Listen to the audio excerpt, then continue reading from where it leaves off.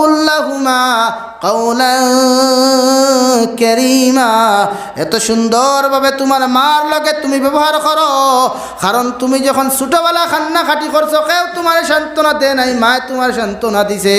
মাঘমাইয়া শীতের মধ্যে বিছনার মধ্যে প্রস্রাব করছো, পায়খানা করছো, কেউ তোমার প্রস্রাব পায়খানা সভা করে নাই। একমাত্র মাঘমাইয়া শীতের মধ্যে ঘুম থেকে পিবুর ঘুম থেকে উঠিয়ে তোমার মায় তোমার পায়খানা প্রস্রাব সভা করছেন, হও ঠিক কিনা? ওয়াখফিদ লাহুমা জানাহাদ যুল্লি মিনার রাহমা ওয়াকুর রাব্বিরহামহুমা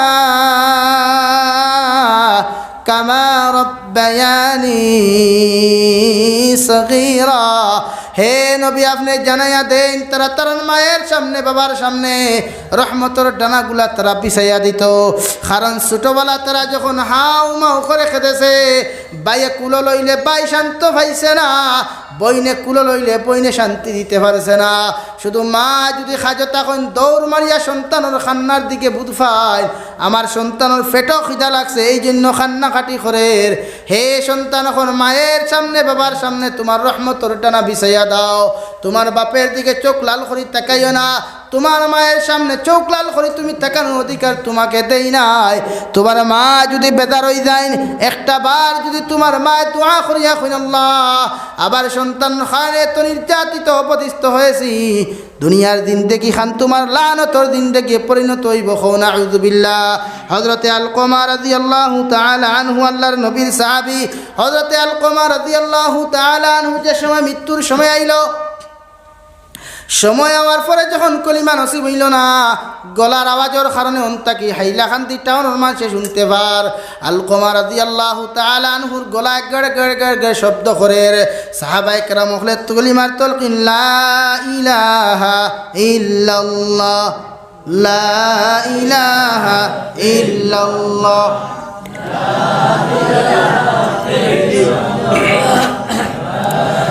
লা ইলাহা ইল্লাল্লাহ, লা ইলাহা ইল্লাল্লাহ,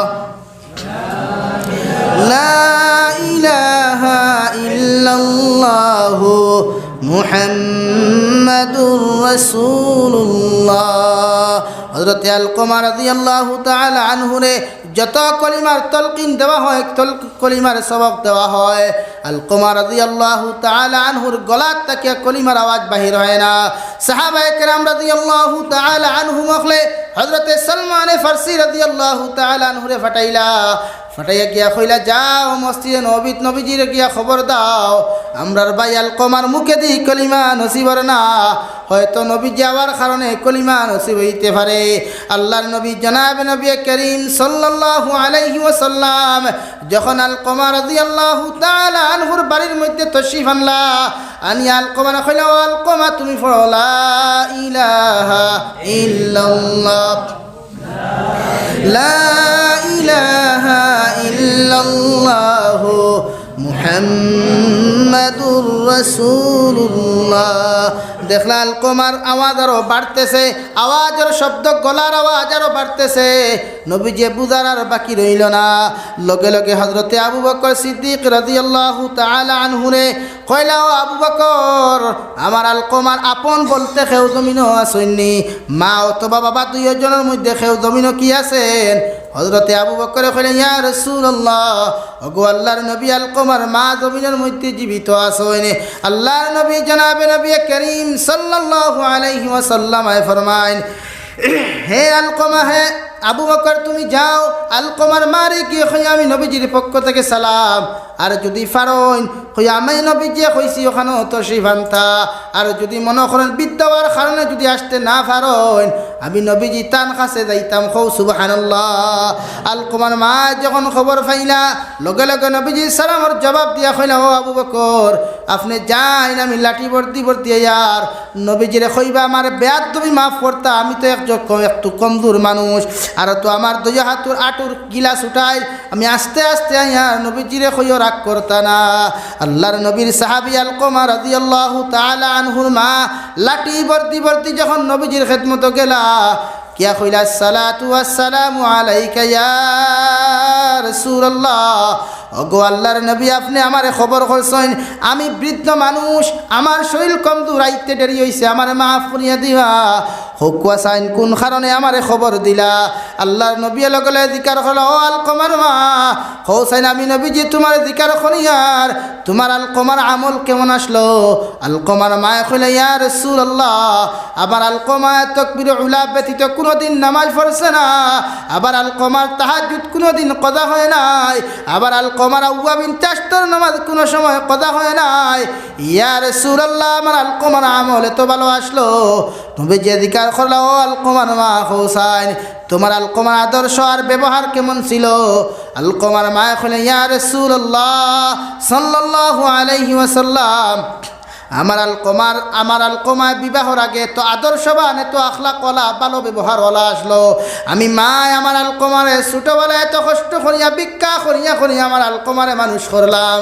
আমার আলকমা যখন বড় হইল, আমি যখন বৃদ্ধ হয়ে গেলাম, দেখলাম আমার রান্না হয়তো আলকমার মজা না লাগে, টেস্ট না লাগে। এই আদর্শ নিয়ে, এই আলোচনা নিয়ে, এই চিন্তা নিয়ে আমি আলকমার একজন সুন্দর স্ত্রী আনিয়া দিলাম। আমার আলকমায় আমার লগে 1 মাস পর্যন্ত ভালো ব্যবহার করলো। যখন বাড়ি থাকি বাহিরিয়া গেল, তার স্ত্রীর পরামর্শ শুনিয়া আমার এত গালাগালি করলো, এত নির্যাতন করলো। ইয়া রাসূলুল্লাহ, আমার বিদেশের জমিনও যাইতে আমি আলকমায় আমি মারে একটা বার হইয়া গেল না যে আলকমায় ঘর থাকি বাহিরিয়া যাইবার আগে 3 বার আমার অর্ডার লইতো। ইয়া রাসূলুল্লাহ, যে আলকমা পায়খানার যাইতে আমি না মারে আগে দিকার করতো, যে আলকমায় নামাজ পড়বার আগে আমি আলকমার মারে সে একবার অর্ডার লইয়া নামাজ আরম্ভ করতো। ও আলকমা বিদেশের জমিনে গেল, আমি মারে একটা বার দিকার করলো না। ইয়া রাসূলুল্লাহ, তারপরেও আমি আমার আলকমারে আমি বদদুয়া দেই নাই। 3 মাস 4 মাস 6 মাস পরে যখন আমার আলকমা আমার বাড়ির মধ্যে আইল, ইয়া রাসূলুল্লাহ, আবার আলকমায় আমার তো মাথা নিতুরের কথা, তার স্ত্রীর লোকে পরামর্শ করিয়া, তার স্ত্রীর কথা শুনিয়া আমি আমার আলকমায় আমি মারে এত নির্যাতন করলো। দরুর সেরিলিয়া লাখরি সেরিলিয়া আমারে বাইরেইতে ইয়া রাসূলুল্লাহ, আমার আলকমায় আমার 2 হাঁটুর গিলা পর্যন্ত ছুটাই দিল। নাউযু বিল্লাহ। ইয়া রাসূলুল্লাহ, আপনি কোন কারণে খবর দিছেন একটা বার আমারে কওসাই? নবীজি কইলা, ও আলকমার মা, আমি নবীজি তোমার কাছে জোড়াতে রিকোয়েস্ট করিয়ার একটা বার তোমার আলকমারে তুমি মাফ করিয়া দেও, নতুবা আলকমা কিয়ামত হই যাব, কোনদিন কলিমা নসিব হইতো না। নাউযু বিল্লাহ। আলকমার মা রাদিয়াল্লাহু তাআলা আনহু লগে কইলেন, ইয়া রাসূলুল্লাহ, গোটা জিন্দেগির আলকমার সমস্ত কষ্ট নির্যাতন আমি মাফ করিয়া দিলাম, কিন্তু এই কষ্ট, এই নির্যাতনের ভুল আমি কোনোদিন মাফ করিয়া দিতাম না। কারণ আমার আলকমার নির্যাতন আজ পর্যন্ত আমার আঁটুর মধ্যে দাগ পড়ে রয়েছে। ইয়া রাসূলুল্লাহ, আবার আলকমার বিচার যত সময় পর্যন্ত আমি মা জননী সচক্ষে দেখছি না, অত সময় পর্যন্ত আলকমারে আমি মাফ করিয়া দিতাম না। আল্লাহর নবী দ্বিতীয়বার হযরতে আলকমা রাদিয়াল্লাহু তাআলা আনহুর মারে কইলা, ও মা, আমি আবার আপনার কাছে রিকোয়েস্ট করি, আরজ করি, আর একটা বার আপনার ছেলেরে আপনি মাফ করিয়া দেন। আল্লাহর বান্দিয়ে লগলে না জবাব দিলা। লগে লগে নবী দিয়ে কইলা, ও সাহাবায়ে কেরাম হল যাও, মদিনার জঙ্গল থেকে লাকড়ি খোলানো আনিয়া আলকমারে জীবিত অবস্থায় জ্বালাও। কারণ আমার আলকমা যদি এই অবস্থায় মারা যায়, বেঈমান হইয়া মারা যায়, আমার আলকমা কবর যাওয়ার পরে কবর নির্যাতন আর চিৎকার আর চেঁচামেচি আমি নবী যে বরদাস্ত করতে পারতাম না। আলকমার দ্বারে দিয়ে যত মধ্যে গান হল তাকবা সারে আমার নির্যাতিত মনে করবা, আমার লজ্জিত করবা। তাই আমি নবী যে চাই, এই নাফরমান মা বাবার নাফরমান সন্তান রে আমি নবী যে জমিন জিন্দা অবস্থায় জ্বালাইতাম। নাউযু বিল্লাহ। এই কথা খান যেই সময় নবী যে কইলা, লগে লগে আলকমার মা হে ভাই, মা জাতির দিল খান এত নরম। নবীজির এই আওয়াজ খান শোনার লগে লগে কইলেন, ইয়া রাসূলুল্লাহ, আমি আলকমার মা আপনার কাছে জুড়াতে চাই। আর আবার আলকমার উপরে আমি যত গুছা আসলাম, যত নারাজ দিয়ে আসলাম, আমি আপনার কাছে কইয়ার আবার আলকমারে আমি মাফ করিয়া দিলাম। তবু আমার সামনা খানো আমার আলকমারে আপনি জ্বালাইও না। সুবহানাল্লাহ। কারণ মা জাতিরে আপনি যত নির্যাতন করো, যত গালাগালি করো, যত অত্যাচার করো, মায়ের সামনে গোটা পৃথিবীর কোনো মানুষ আপনার গালি দিয়ে যাইতে পারতো না। পৃথিবীর তোমার আপন ভাই আপন বোন তোমার সম্মুখে উঠুক আর না উঠুক, তোমার মা আগে তোমার পক্ষ লইয়া প্রতিবাদ করবা, হও ঠিক কিনা? যখন দেখলা হযরতে আলকমা রাদিয়াল্লাহু তাআলা আনহুর মায় আলকমা রাদিয়াল্লাহু তাআলা আনহুরে মাফ করিয়া দিলা, সঙ্গে সঙ্গে নবীজি কইলেন, ও সাহাবায়ে কেরাম হল যাও সাইন। আবার আলকমার মুখে দেখি কলিমা নসিব হইছে।